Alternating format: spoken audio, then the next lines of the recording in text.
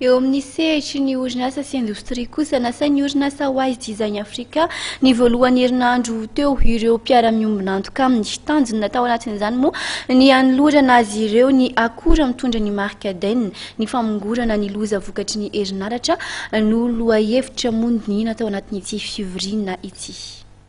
Nasain'ny orinasa wise design afrika tetsy amin'ny lasity gris ny voalohan'ny herinandro teo ireo mpiara-mpiombon'antoka aminy eo amin'ny sehitry ny indostria. Tanjona ny hanolorana azy ireo ny akora mitondra ny marika Dehn.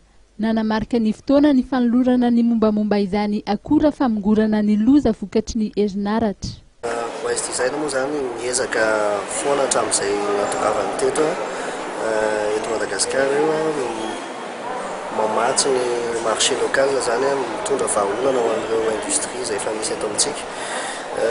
Idinina Nasain'ny marika anankiray vao teo amin'ny telo volana teo zay no représentenay azy officiellement. Mba idinina zany tsika ty amin'ny pays tropical misy orana rehefa favaratra, misy varatra dia misy zany ny industrie eto amintsika izay mahita olana rehefa misy varatra milatsaka na ny jiramara moa zany dia misy zavatra simba ny amin'izareo dia izay indrindra no niarahana miasa amin'ny dinina izay spécialiste amin'ny produit protection contre ny foudre sy ny surtension dia izy io tena produit ho an'ny rehetra mihitsy fa tsy ho an'ny industrie fotsiny ihany.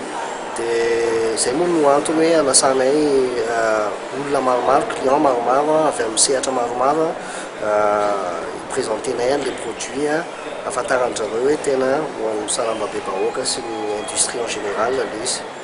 Tao anaty lanonam-pianakaviana tanteraka no nizorana ity fampahafantarana ny marika Dehn ity niaraka tamin'ireo mpiara-mpiombon'antoka. Orinasa maro tokoa na malagasy na vahiny no miara-miasa amin'ny wise design afrika. Ghana, Afrika Atsimo, Sierra Leone ary mazava ho azy Madagasikara no iasan'ny wise design afrika.